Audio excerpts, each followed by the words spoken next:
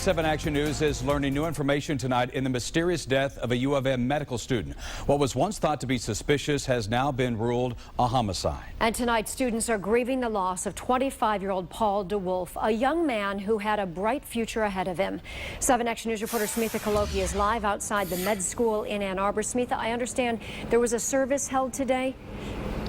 That's right, Joanne, and this service is just wrapping up within the last few minutes. I spoke to one of those students just by phone, and he tells me there were about 100 students inside of that meeting sharing their memories of Paul DeWolf. Now, today we are learning that he was an avid runner, once a cross-country star back in his hometown, and a student who wanted to be a surgeon.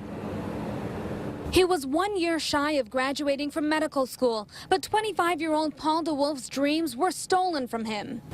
A few cop cars around the base of the house and a crime investigator van, which told me that it wasn't something normal. Around 11 a.m. on Wednesday, DeWolf's body was found here at Phi Rho Sigma, a medical frat house in the 200 block of North Ingalls. A co-worker found him when DeWolf didn't show up for work. The active duty second lieutenant in the U.S. Air Force died from a single gunshot. We never heard anything like a gunshot or anything either, so. Gabriela Granados lives right next door. She, like many others in this quiet neighborhood, are stunned. Police say DeWolf was likely shot in his own room, a room that has its own personal lock. Yet nothing was missing. All his valuables seemed untouched, and the room was intact. As investigators work to track down a suspect, DeWolf's neighbors on the west side of the state are grappling with the loss. We're all in shock. We just learned about it, especially not knowing what happened to him. It's, a suspicious death, not knowing how he passed away. It's just he didn't show up for work one morning, and it's just devastating.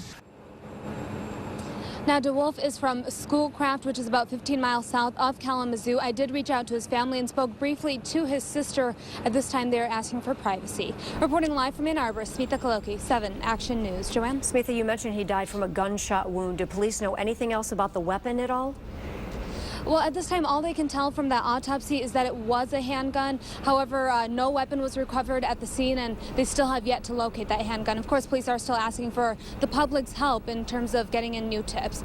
Back to you. All right. If you know anything at all, Ann Arbor Police want to hear from you. Thank you so much, Smitha. And tonight, the university's medical school has released a statement in part saying that we mourn the passing of a promising and aspiring surgeon who connected quickly with patients.